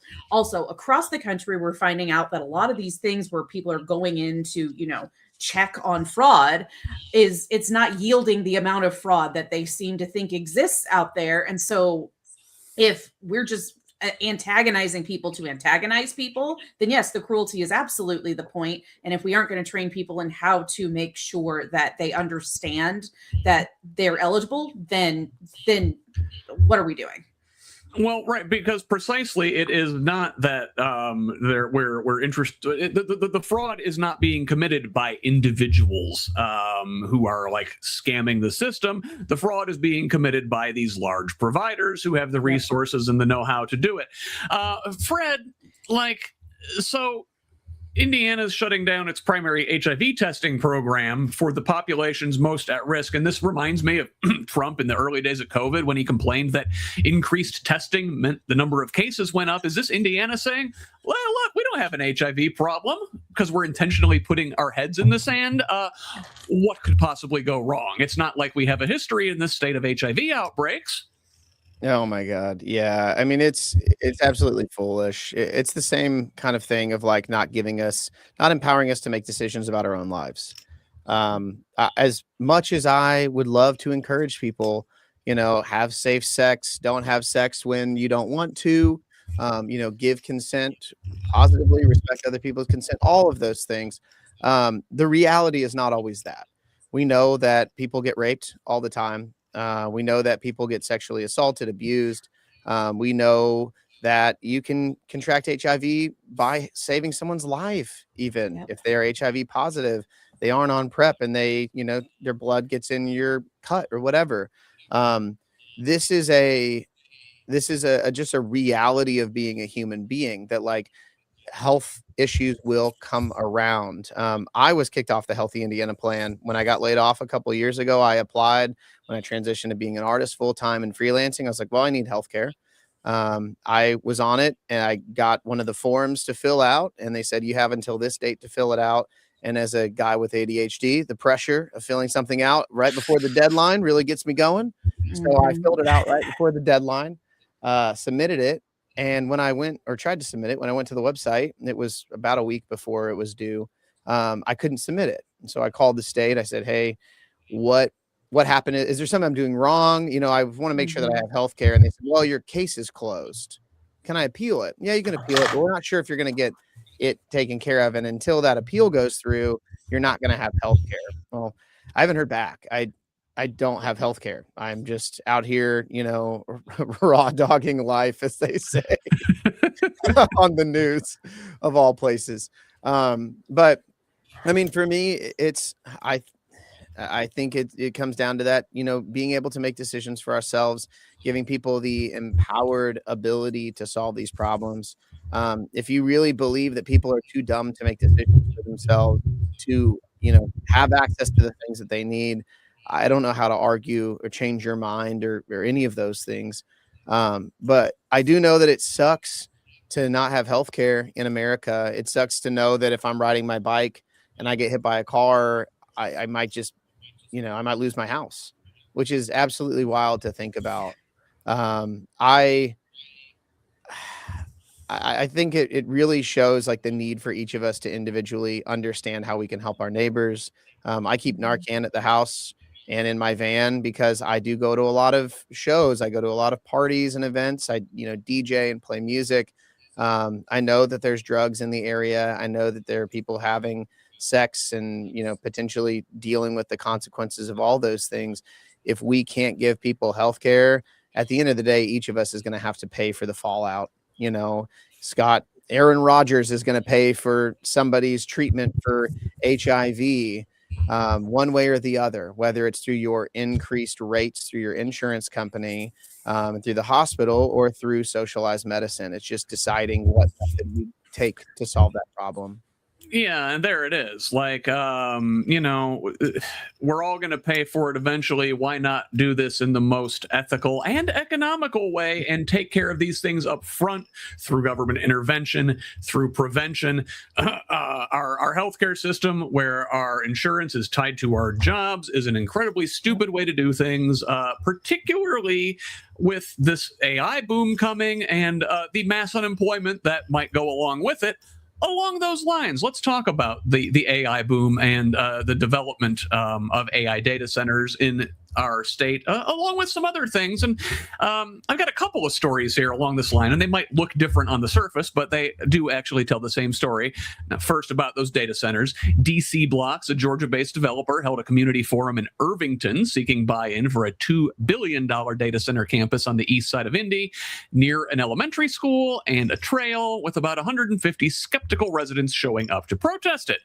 The developer is using the variance not rezoning strategy that Decatur Township residents are currently fighting in court, specifically to bypass the full city county council vote that killed Google's Franklin Township data center last year.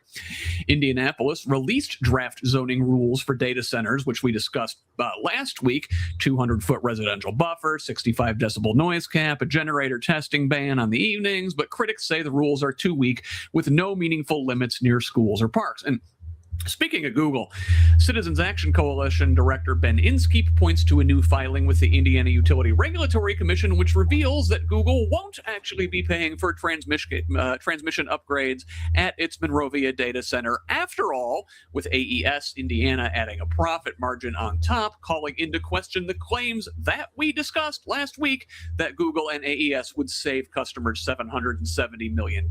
You see, they put these press releases out to much fanfare, talking about how much they care for the residents, and then quietly go to work proving the opposite. Meanwhile, Sharon, up in your neck of the woods in Fort Wayne, U.S. Aggregates and the Heritage Group want to put a quarry in southwest Allen County below the water table next to Eagle Marsh and Fox Island County Park with an adjacent asphalt plant. And Fort Wayne's own mayor came out against it, except the site is outside city limits, so she has no jurisdiction. The decision belongs to the county. Now, how are these related? Sharon, you brought this quarry story to the table here today. This is in your backyard. What's happening there, and what does it tell us about who has power over these decisions? Well, first of all, what's happening up here is a lot of community action. I learned about this at the beginning of April, and there are regular meetings. I've been to one of the meetings. I've been to one of the early meetings, came out against this. And it is so not only is it in Eagle Marsh, it is within yards of a brand new IU hospital that is going in and yards of an elementary school. It is, and the elementary schools existed for a significant amount of time, so they know it's there. And the problem with this is it's actually going to impact people up to, I think it's 5 miles away. They're going to be able to feel vibrations from the quarry. They're going to be able to hear noise from the quarry, so on and so forth. But going back to your question about who has power, it has been really interesting to watch our city official, our entire city council has come out against it, which is really interesting. Our mayor has come out against it. And then, there's a number of us who are running for legislation that have come out against it. And it's been really interesting because we haven't heard anything from, I believe, the current county council, who would be making the decisions specifically about zoning. And it's currently a farm. It's currently farmland. And so the entire thing would have to be rezoned in order for this to work out. Normally companies like this, when they're proposing a quarry, they make sure that it's not near existing infrastructure, existing homes. This would impact, I think, over 6,000 different homes. And they aren't being very careful with the decision that they are making here. There's a big hearing at the end of May where the conversation will actually kind of go further. But it's just been really interesting to watch it from the inside and see the conversations that are taking place. Well, I don't really have jurisdiction over that, but at least coming out against it. Like, people kind of questioned why I was coming out against it. It's at the opposite of the county for me. And I'm like, because I want to show that I have stood against this prior if it ever does come up in my area of the county. And I think it also goes to questions about development in general. Yeah, and look, old technology like a quarry, like digging rocks out of the ground, new technology like AI data centers, it's the same thing. Business interest controlling the folks who make the decisions. Even though, you'll find a lot of folks voicing opposition to it in elected office, they always seem to find a way to get these things done. Fred, you're in Indianapolis. Now this seems to be ground zero in the data center fight. Mm-hmm. Companies seem to be targeting just about every area in the city. What about your neighborhood? Thankfully, nothing has come in my neighborhood right now, but I am, a 15-20 minute bike ride away from where this Metro Blocks data center would be going in. I've driven by that place pretty frequently. I think my biggest issue, to be honest, like having worked in tech so I started my career, at Apple. I worked in, Apple retail and training and, all of those things right after the first iPhone came out. It was a very cool time to be working at Apple. Made my way to different tech companies, a couple of startups, ending up being bought by SAP, a big, international, global, I think Germany-based company that does big data. I've seen the way that a lot of these companies operate internally, the disregard for people's safety, the disregard for laws, because from the top down, there isn't really a value in following these rules. There's a value in making more money and getting the next sale, even if you have to lie to get the next sale. I was also on the implementation side. So whenever they would sell something like a data center or, a software or whatever, I would be the one to actually solve the problem of getting it implemented and those kinds of things. And I can tell you the people who are selling this to us are not the ones who actually know how it works. They're taking a press thing from their lawyers, from a technical guy, and whittling it down and saying, well, technically this or technically that. Like, at the end of the day, this AI boom is a theft game. They have stolen people's data. They have scraped things off the web. They have accessed stuff that was not intended to be accessed and then monetized without consent or permission. In a similar way that we, dig into the ground below each of our feet, the land that our families, our ancestors have plowed and planted and, built our families on. Like, we should have some stake in the game, whether we get a decision, we can say, hey, I don't want this, or I do want this. And the people in that community can say that.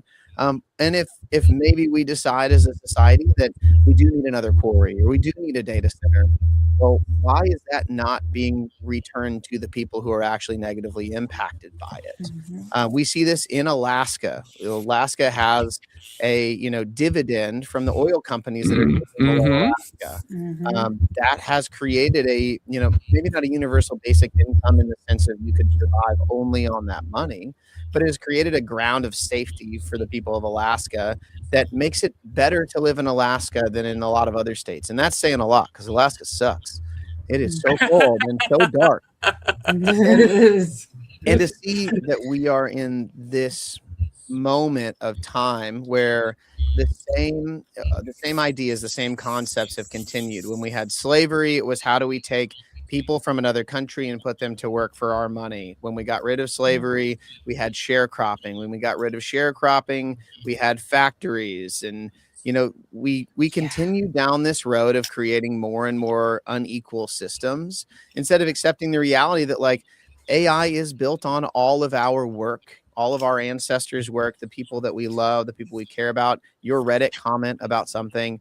And I think that you should get paid for that. And that's...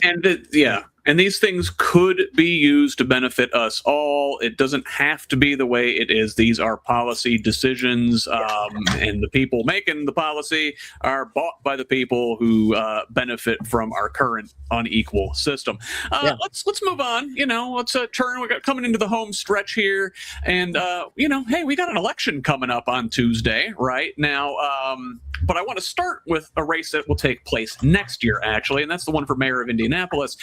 Joe Hogsett this week said he won't rule out a fourth term, despite explicitly promising a third and final term in 2022 and having called for 2 term limits during his 2015 campaign.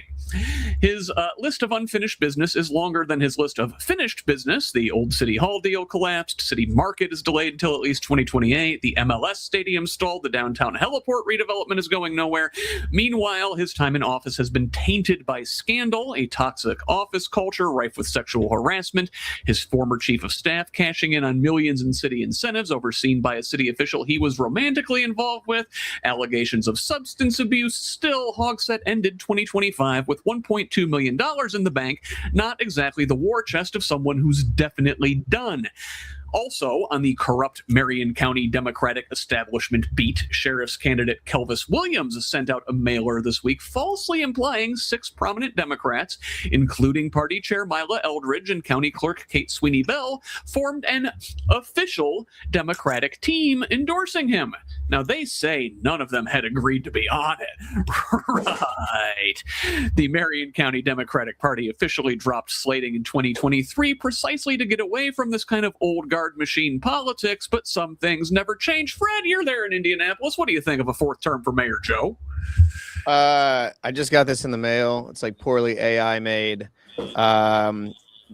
This is from Kate Sweeney Bell. I posted a video of this and I accidentally doxed myself, so I deleted it. Just complaining about so much of this, like the way that we are like running Indianapolis as a city is just overall stupid. Like I've listened to a lot of interviews with Hogsett. I've talked to people who are in the city. You know, I've been pretty involved in like different campaigns and what's happening here. Like the idea that we need to have more cranes in the sky to build more hotels so that we can have more people coming to downtown for conventions is the whole logic of Mayor Hogsett's institution that he is running. And it is one of the dumbest ideas. Like he talks about, we will have more capacity than New York City for conventions. And I'm like, well, because who gives a shit about conventions? Sorry, am I allowed to cuss on this? Oh yeah, go ahead. Okay, cool. Who cares about conventions? But it really like it misunderstands what is happening in our community, that like we want, just like I said, like we want to be more self-determined. We want to have more power over what happens to our neighbors. We want the wealth of downtown to spread throughout the whole community. And when you go downtown, like half of it is vacant. It looks bad. It's sad.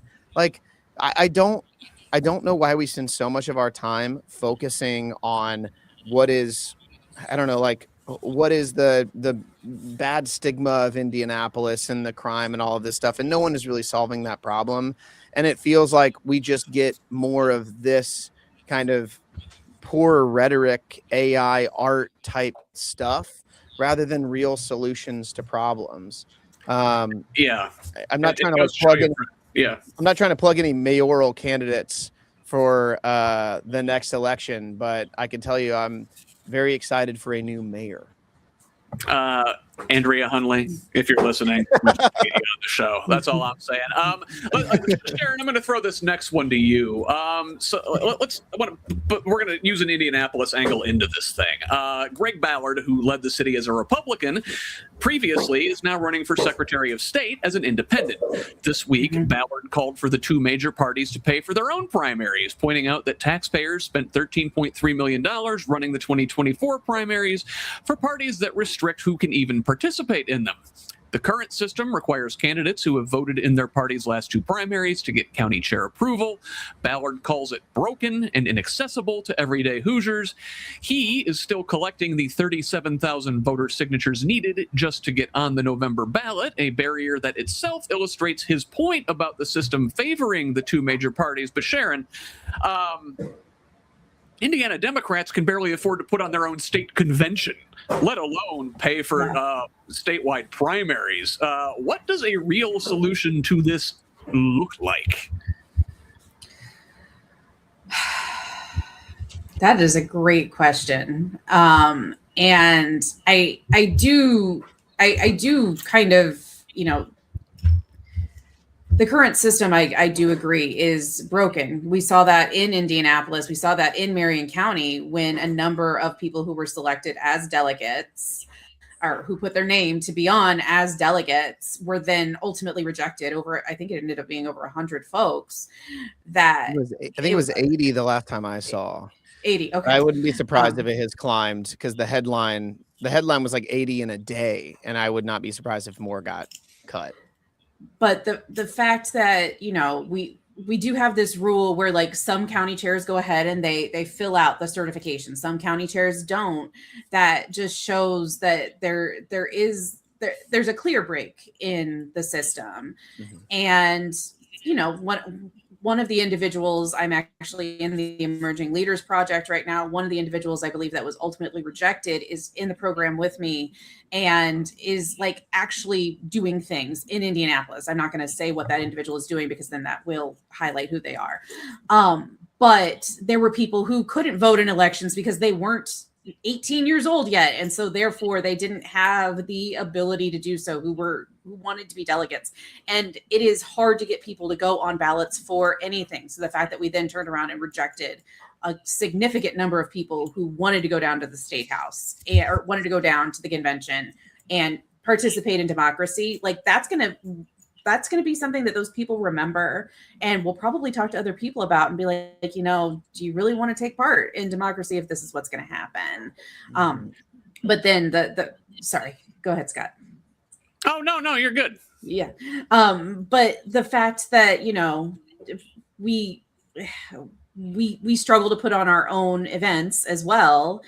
It comes down to how, not to mention so much of politics is pay to play anyway. Any event that you get invited to, you then turn around and find out you have to pay for a ticket for.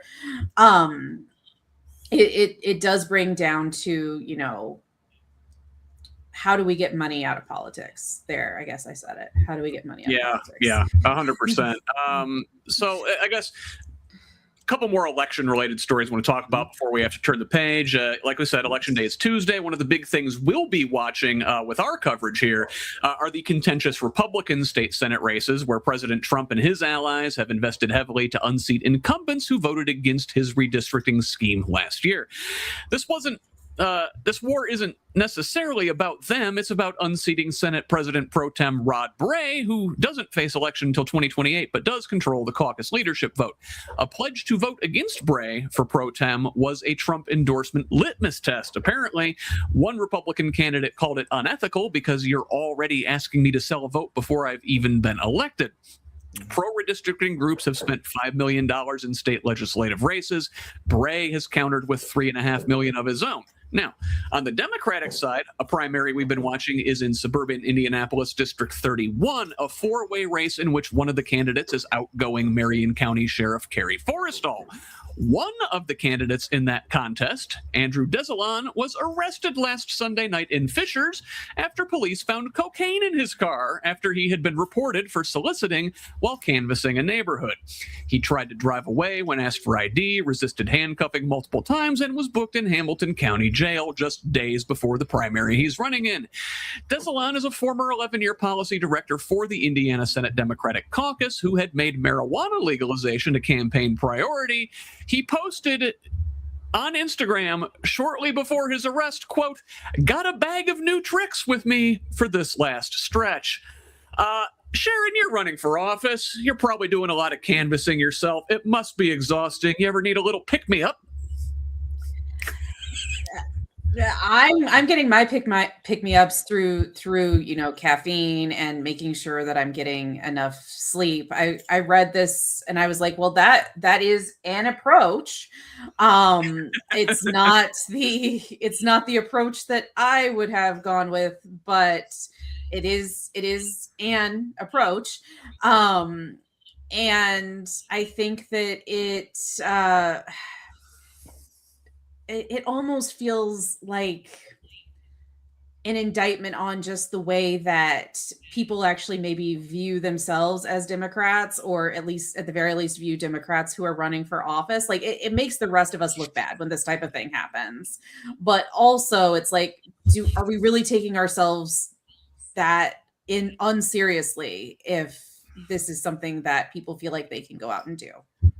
Yeah, I don't know. I've always thought Blow was Republican coded. Fred, on the other side of the aisle, the Republican infighting, spending large sums of money against each other, you love to see it, don't you? Yeah, we do love to see it. We love the drama. It's honestly kind of better than reality TV show. I've been watching Traitors recently for the first time. Yeah. We're like season 3. I'm like, oh my God, can we just do this with the Republican Party? Put them all in a house together and make them fight. When you said cocaine, it just made me think of JJ Cale's song Cocaine. You know, if you want to, what is it? If you want to hang out, you got to take her out. Cocaine. I think he took that a little too literally, unfortunately. I mean, the hard thing is, like, it is really hard to run it's hard to run a campaign. It's hard to do anything independently in the state, and especially running opposition is very, very tough. And typically people find the support that they need from like a healthy diet, probably from Adderall. I would guess there's probably a lot of people here who got diagnosed for ADHD at some point who are running for Congress, House, whatever. There are a lot of other better drugs than illicit drugs to keep you going on the campaign trail. I personally think a lot of it just shows that, like, you have a lot of people who are carrying their own campaign, who are doing this alone, who are doing this without support, who are trying to turn to other resources to do it. And as much as I would probably be laughing a lot more if it was a Republican who got caught with it than it was a Democrat. But drugs are just a real thing across the aisle. People do drugs. It is something that humans have been doing since the beginning of time. You know, we smoke cigarettes to get by. You're not going to get arrested for having a cigarette in your car. You will get arrested for cocaine. Choose better alternatives if you need that little pick-me-up. Another cup of coffee will also solve your problem. Maybe 2 of them, you'll get the same high as you get from cocaine. Monster, Balls energy drink, which was always a favorite of mine. There are other alternatives. I think for me, it says a lot more to, like, we need more support in the parties. We need more support from people. You shouldn't feel like you need to do drugs to be able to be on the campaign trail. That's I guess drugs are bad. Okay. Let's cover this one really quick before we get to our last story. So we don't normally cover the weather here, but this story is about more than just the weather. 3 tornadoes touched down in Indiana Monday, 2 in Morgan County, 1 near Seymour in Jackson County, destroying barns, downing 39 utility poles, and damaging homes. No injuries reported, fortunately. But here's the number that should stick with you. Indiana has now had at least 14 confirmed tornadoes so far in 2026. Wow. The annual average is 22. We're not even halfway through the year, and the past 3 years have each ranked in the top 5 for tornadoes in Indiana history. I don't know, Fred, it's like the climate is changing. My grandpa's lived in the same place. He was born, raised, still lives in the same house in southern Indiana. My great grandpa and probably a bunch of other dudes built it. And he is telling me about how weird the climate is. Yep. Trees are a little bit different than they used to be when I was a kid. All right, Papa. I wonder why that is. What's going on? I mean, we are all noticing it. We're all seeing it. We all are aware of it. It's just, what do we attribute it to, and what do we do to solve the problem? I think we have a lot of hopefulness in the Democratic Party that we can solve the problem, or at least mitigate the effects of it by enacting better laws, by, funding the things that we need to fund. Rather than funding more wars in Iran, we could fund, better windmills, solar. We can fund all kinds of other things. I think, to me, it sucks that we are in the middle of this, but I think Indiana is placed, at least from the climate models I see into 2050, in a very safe spot. And I think that we will see more and more climate refugees coming to our state. We will see more of a need to replace the breadbasket that is being grown in places like Kansas. A lot more of the Great Plains state. I think Indiana will start to see a need to do that. As long as we don't get rid of all of our water by boiling it for data centers, we might still have some water in the future. Yeah. Sharon, is climate change and its urgency and immediacy actually beginning to register with average Hoosiers, do you think? I sure hope so. So I'm a weather nerd. I have loved studying the weather since I was in 7th grade, and it almost goes back to the fact that they defunded the National Weather Service and all of that a year ago. Like this, it's just making us less safe. And this also goes back to, is the cruelty the point? Like we keep saying that, but people used to be able to feel safer. Like we used to get more alerts for, I mean, it wasn't too bad on Monday. We had a little bit of notice, but it just feel like I can feel in my weather watching how we don't have a lot of the service that we had a couple of years ago. There are parts of there. I was in the middle of it wasn't the storm Monday. It might've been one a couple of weeks ago. And I was looking at my radar and it was green, and it was definitely not acting green outside. It was definitely like more intense. And the thing is, we also have to recognize that what's going on around the world, including bombing other parts of the world, like does impact our weather. It does impact our climate. And so it goes back to, it's all connected. Mm-hmm. Speaking of things that are connected, let's move to our final story this week. And I almost let this one go as kind of a fun end of show story. But honestly, like, how do you not love a federal gambling takedown called Operation Porterhouse Parlay? The FBI, IRS, and the CBP raided 2 Northwest Indiana restaurants, Gino's Steakhouse in Maryville and Paragon Restaurant in Hobart, plus a Cherville home on Wednesday, arresting 22 people across 7 states. The alleged ringleaders, Jimmy the Greek Gerodamos, Dean Gialmas, and Chris Gerodamos, allegedly ran online betting sites, phone and text wagering, lines of credit, and a ring of collectors who tracked down and physically threatened people who didn't pay from at least 2021 through this week. The defendants range in age from 21 to over 80. Now, 3 weeks before the raids, an undercover FBI agent leaving a meeting with Jimmy the Greek was tailed by alleged enforcer Michael Campbell, known to his friends as Michael Way Out or Chucky Hoffa. Campbell crossed 3 lanes of US 30 at the last second, hit I-65, drove off, over 100 miles an hour, weaved through traffic, illegally activated emergency amber lights on his union-registered truck, and stayed in constant phone contact with Gerodamos for over an hour all the way to the Lafayette area. Look, crazy shit, right? But then you start pulling at some of these threads, and one of the indicted defendants has deep tied to Laborers International Local 81, the same union whose truck Campbell was driving, and the same local whose current business manager is Corey Campbell. He is the brother of the indicted 100-mile-hour driving enforcer Chucky Hoffa himself. Now, Corey is also an appointed deputy party chair for labor relations of the Indiana State Democratic Party, appointed by Chair Karen Talion. And also, Local 81 donated $5,000 to a Lake County Sheriff's candidate. A previously Lake County Sheriff before the current one, John Bunsich, had been sentenced to 15 years and 8 months for bribery, was also allegedly paid to look the other way by this network. Sitting in the middle of all of this is Lake County in the middle of all these Lake County Democratic threads is Congressman Frank Mervan, who we mentioned earlier in the show, the same one who voted to give this administration warrantless surveillance authority. The Campbell boys are pictured on the Capitol steps with Mervan. The tentacles in this thing are deep. We're gonna be keeping an eye on it. Sharon, quick thoughts before we got to turn this thing over. I had thoughts before we started the show about this. Like my first gut reaction was, so we have mafia dealing in Indiana in 2026. Like that was because that's essentially what this comes down to, is it's a mafia or what feels like an old school Las Vegas mafia in Indiana, which is just interesting. It's also really interesting because we are talking about the move of the casino from southern Indiana up to northern Indiana, up to Allen County or DeKalb County, Steuben County.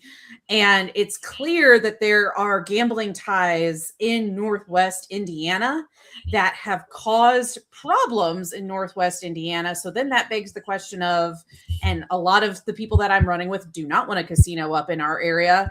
And this makes me give a lot more pause to the concept of having gambling so close to home. Well, theoretically, having legalized gambling establishments is supposed to prevent this sort of thing.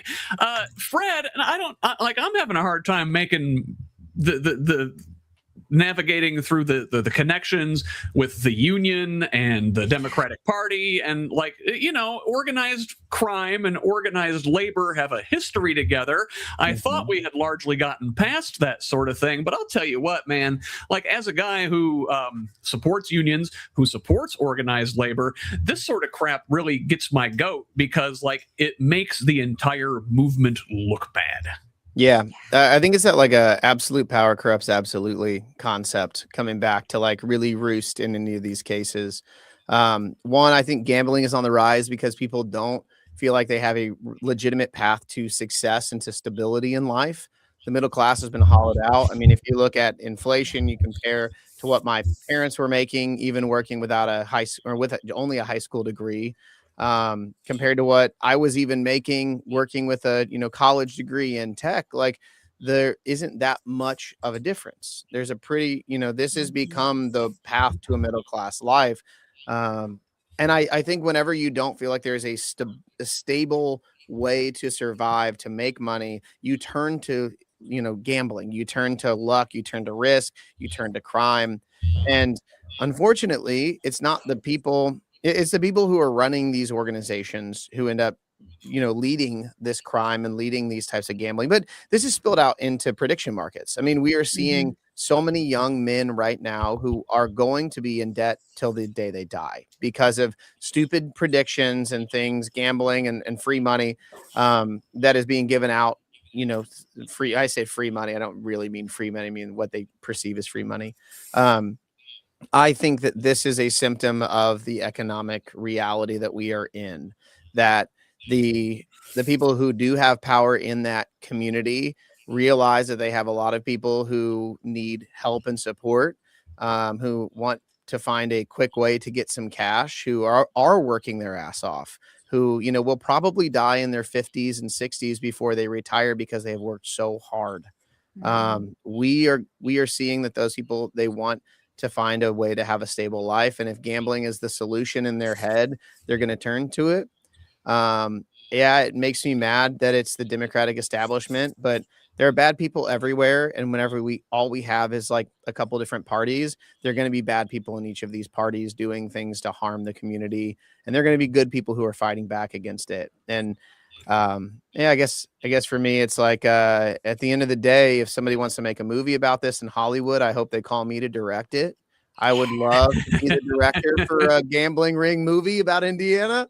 This thing, we're going to be keeping an eye on this. I suspect these tentacles run deep. We're going to find a lot more about this as the months go on. But for right now, let's wrap this thing up. Sharon, we are just a couple days out from the election. How can folks still help the campaign? So please go out and vote. That is one of the biggest ways that you can help. Historically, here in Allen County, we have had about between 13 and 18% of eligible voters show up in a primary in a presidential year. Please go out and vote. At the very least, that tells us, if more people are voting, that shows other people that it is, that there are people that agree with them once those voting numbers come out. Obviously, please look me up at www.electsharonwight.com or www.facebook.com/electsharonwight. That last name is WIGHT.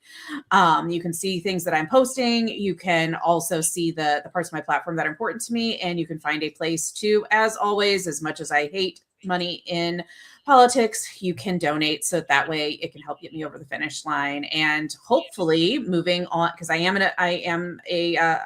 opposed. Hopefully get me to November. Fred, take a few seconds to shamelessly promote yourself. I've got a karaoke show happening on Tuesday. If you're in Indianapolis and Broad Ripple, we're playing at Half Liter. It's live band karaoke, which is really fun. Me and a drummer, we can pull up any song that you want. So you can do whatever you want, from, 70s and 80s classics to recent hip hop songs if you'd like. And we play along with you. So it's really fun. I just released a song last week. It came out on Tuesday. It's called Spitting Up Blood. It's about romance and relationships. As funny as that is, it's a summer bop, kind of groovy, jammy type vibes. Give me a listen. I'm meeting with Jackson Franklin later today to talk about what's happening in Gaza. So I'll be posting that early this week, probably either tonight or tomorrow. I'm always trying to do something. Follow me on the internet at MF Fred, my friend Fred, more fries Fred, motherfucking Fred. If you want, you can say whatever you like. I always save it for the end. But I think for me, it's like, yeah, I'm just excited. I think Indiana has a lot of potential. I was very inspired in 2019. I drove from Amsterdam to Paris. I met some people whenever I was there, and they were like, hey, our bus, because of strikes, they were striking. They weren't able to get on a train or a bus or whatever to get to Paris. So I rented a car and drove. And I remember looking out over the just grass and cornfields and trees and being really inspired to be like, this is Indiana. There is no difference between France and Indiana. The only difference is a rich history of people staying in that community and investing in the community. And so as much as I would love to move to another place, and I think that music and art would probably do better outside of Indianapolis, and sometimes does, I really love it here. And so I'm just excited to be here. If you don't like it here, come to a show, come hang out, talk to me. I'll listen to you or talk at you. I don't know. It depends on the day. But yeah, that's what I'm up to. All right. Very good. All right. Well, folks, you can find me, of course, on Blue Sky, Instagram, and Threads at whosleft.us, and on Facebook, TikTok, and YouTube at Who's Left. Send me a DM with feedback. I'm back tonight at 7 p.m. for the final Progressive Indiana Network virtual town hall of this primary season with 9th District Congressional candidate Dr. Tim Peck. He'll take your questions directly in the live chat. Then Tuesday, beginning at 7 Eastern, 6 Central, join me, Brianna Newhart, Carly Dunn, Derek Holder, and Kelly DeLong for Progressive Indiana Network's election night special. I think Tracy Carson is going to join us. We'll have results and analysis for all the key races, and we hope to hear from candidates like Sharon all across the state, and we hope to see you there in the chat. We can't do all this without you. Please support our work with a paid subscription at progressiveindiana.net, and follow us on social media at the full spelled out name, Progressive Indiana Network, on most sites, but on Blue Sky and TikTok, it's PIN Indiana. Help us grow with a follow wherever you're at. Follow, and again, follow, like, share, subscribe, all the good stuff. Once again, thank you to Sharon Wight and Fred Miller for joining us today. Donate and volunteer for the candidates. Like, share, and comment, and leave a review for us. Let's keep building a radically democratic Indiana together. Until next time. Can I say one last thing before you close? Yes. Thank you so much for doing this. This is fantastic. This is like such a nice place for me to go as a person who feels a little alone in like the progressive space in Indiana. I want to give you your flowers. I know you're always thanking people at the end of the show, but thank you for putting this on. Aw, thanks, Fred. Anytime. Thank you so much. And thank you all for watching us. Again, join me tonight with Tim Peck, 7 o'clock. And please tune in for the election special on Tuesday night. I will put our coverage against any media outlet in the state. But until then, until next time, I'm Scott Aaron Rogers. Love each other, Indiana.